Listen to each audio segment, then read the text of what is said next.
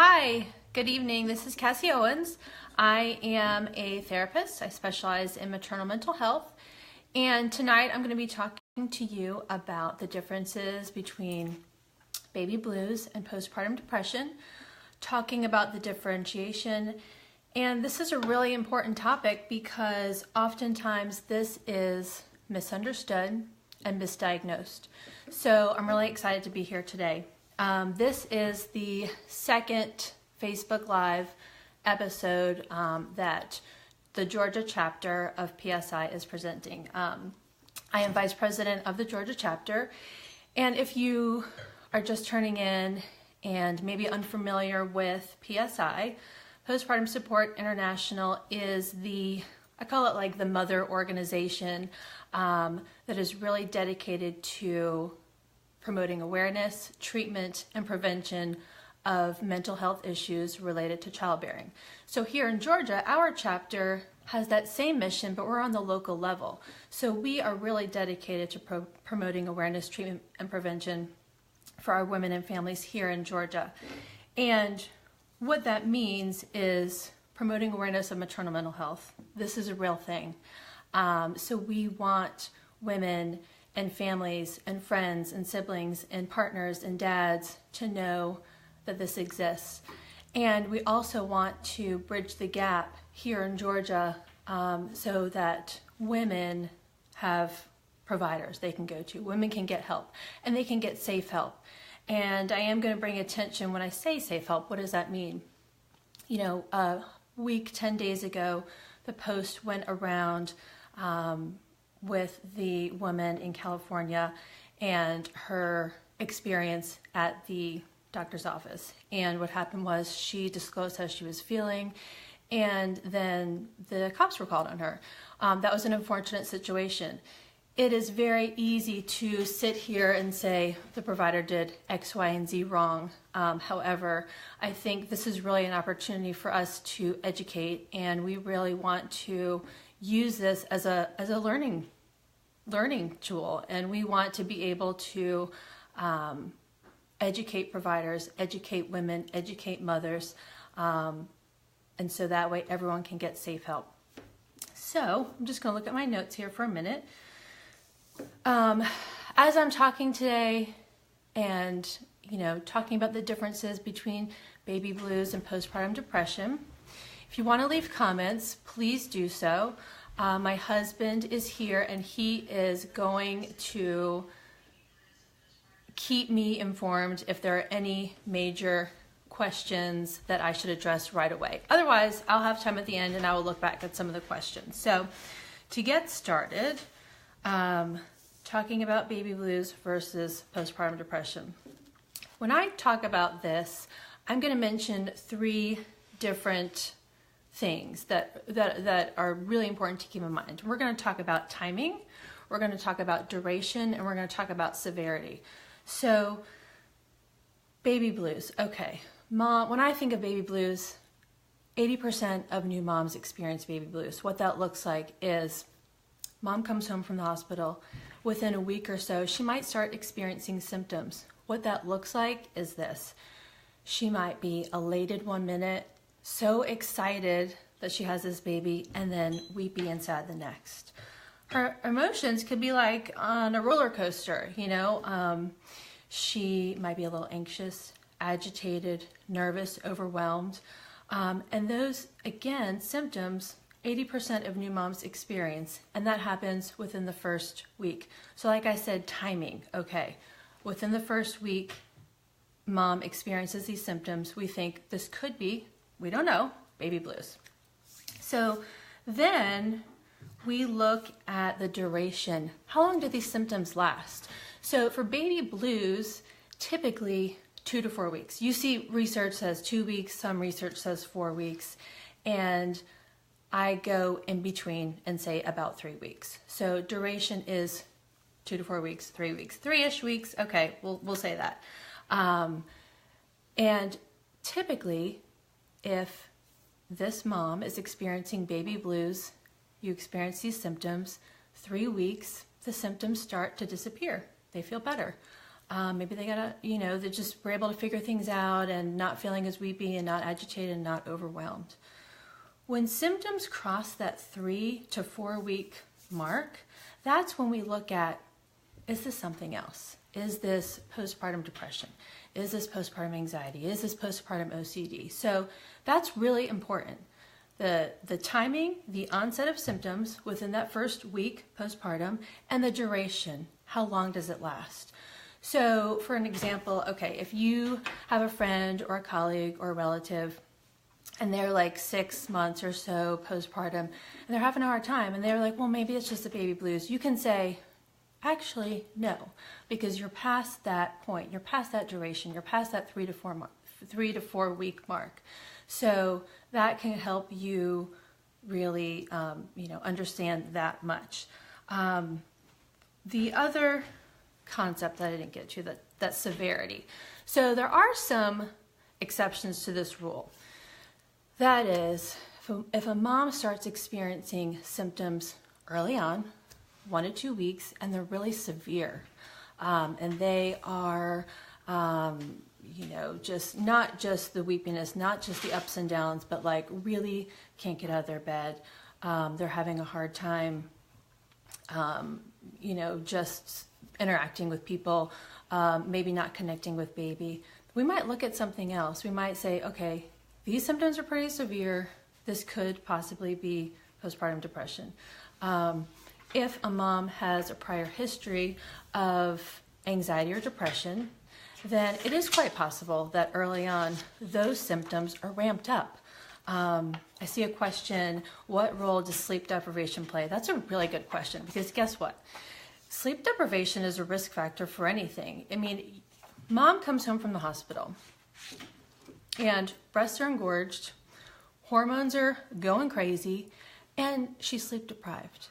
That is a recipe for disaster, really. So 80% of new moms are experiencing all of these wide range of emotions because of how everything works in together. And sleep deprivation, not only early on, can get things keyed up, but also later on, because sometimes babies just don't sleep for a long time, so moms don't sleep. And I can talk about sleep deprivation after the baby blues in just a second. So I'm going to put this note right here. Good question. So let me think, where was I? Oh, the exceptions to the rule. So I was saying baby blues, typically timing comes on quickly, leaves about 3 to 4 weeks. The exceptions are, if symptoms are really severe, maybe it's something else. And if there's prior diagnosis. Also, third is in postpartum psychosis. So postpartum psychosis is rare, however, it is real, and it is something that requires immediate attention. Postpartum psychosis typically, time of onset could be within the first few days or the first few weeks. So it's pretty early on. Symptoms for that could look like delusions, paranoia, really confusion, disorganization. And if you know this person, like this is not my friend. There is something going on. This is, she's saying things that are strange, that are really hard to understand. Maybe she's making comments of wanting to hurt herself or her baby, and she believes those things. Maybe she's making comments about a lot of these delusions and paranoia can reflect on like government things, maybe someone spying on me, or you'll get a sense of hyper-religiosity. So those are things to look out for in the first few weeks. Again, it's very rare. I don't know the stats off the top of my head, but I think it's 3% or something very low, but it's still important, and that requires immediate attention. So now that I've just said all that, I think hopefully so far what I've mentioned makes sense. What I'm going to get to is, how can you help someone who's experiencing the blues? And then what do you do when you realize maybe it is something more? So if you have a friend or relative, or just know someone, patient, client, and they are a few weeks postpartum, and they are saying, I'm having a hard time. this is really hard. I'm weepy, I'm agitated, I'm a little anxious, overwhelmed. What can you do? Okay, there are, let me see, 1, 2, 3, 4, I think, things I have listed. The first thing, first and foremost, with any mood or an anxiety disorder, you never want to dismiss what they're feeling. You don't want to say like, oh, but 80%, like a lot of people feel like this. It's no big deal. You'll get through it.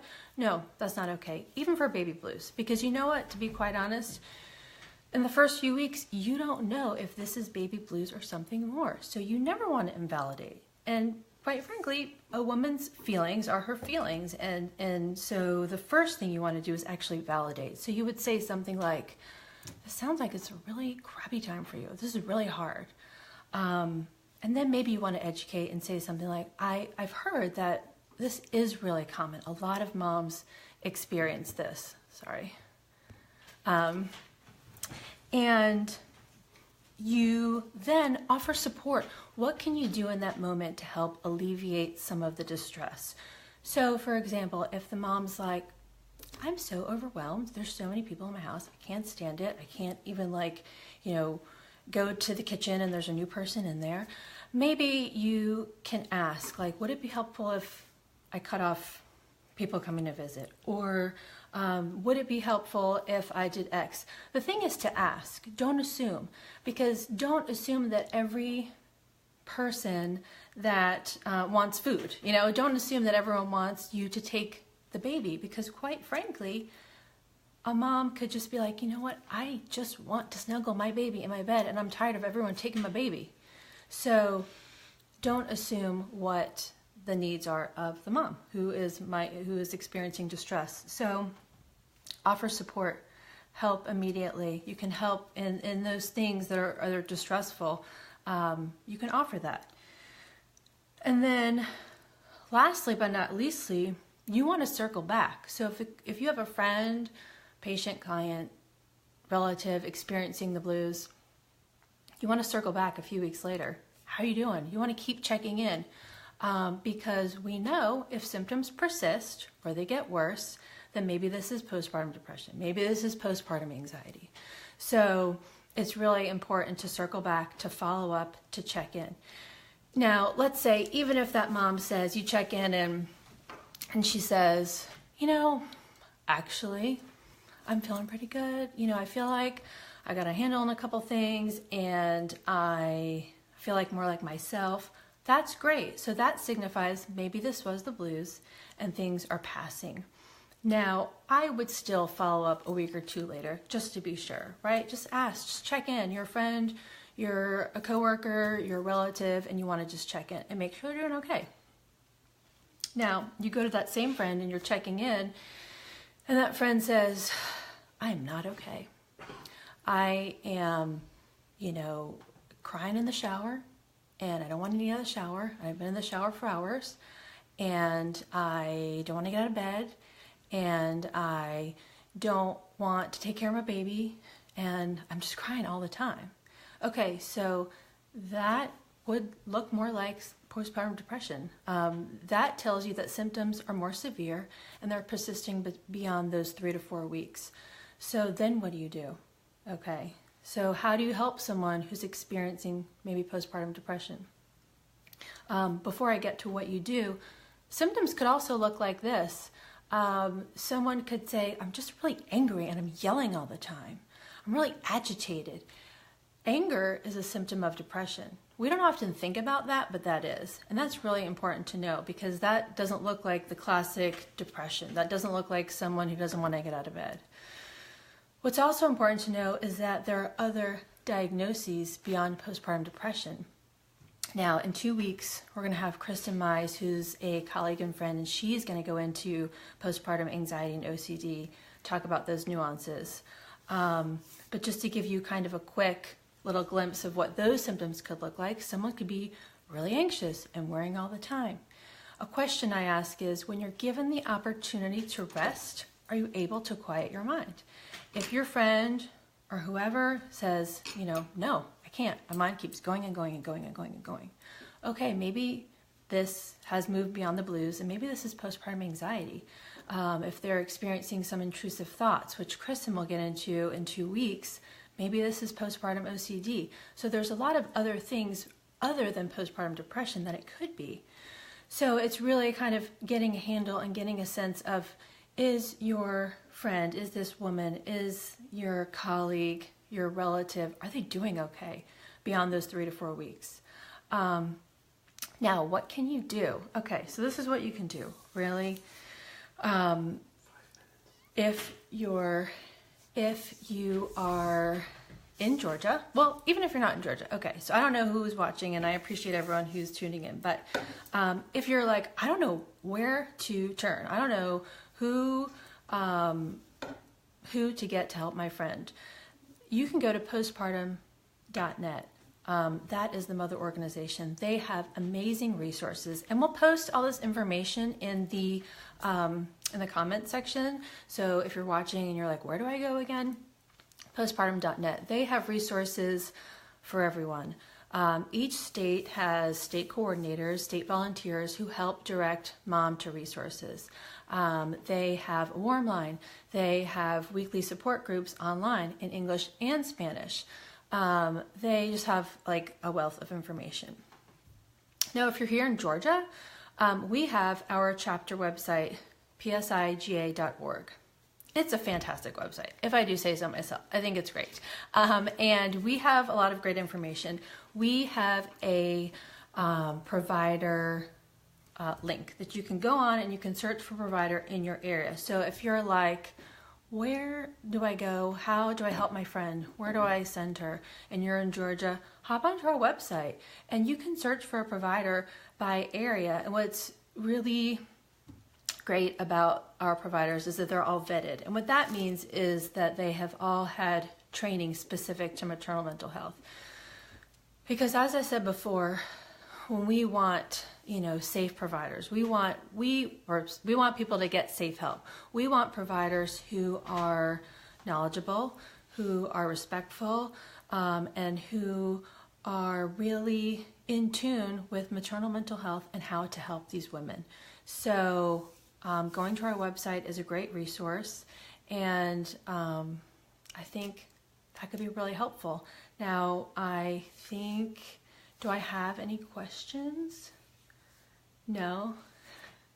So if you have any questions, if you're watching this later and you have questions, please post them in the comments. I will be happy to answer them. Or if there's other things you want to discuss, please post and I will get back to you. I'm trying to think if there's anything that I missed, but I hope that I covered everything and that I really helped you to understand the difference between the blues and when it's something more. But if there's no other questions or comments, I have really enjoyed speaking tonight. 2 weeks, Kristen Mize will talk about postpartum anxiety and OCD. I think that's a really important topic because postpartum OCD is the most misunderstood diagnoses of all of them. I'm very passionate about postpartum OCD. So I'm really excited to listen to her speak, and she will give great information, and I look forward to tuning in then, and thank you so much.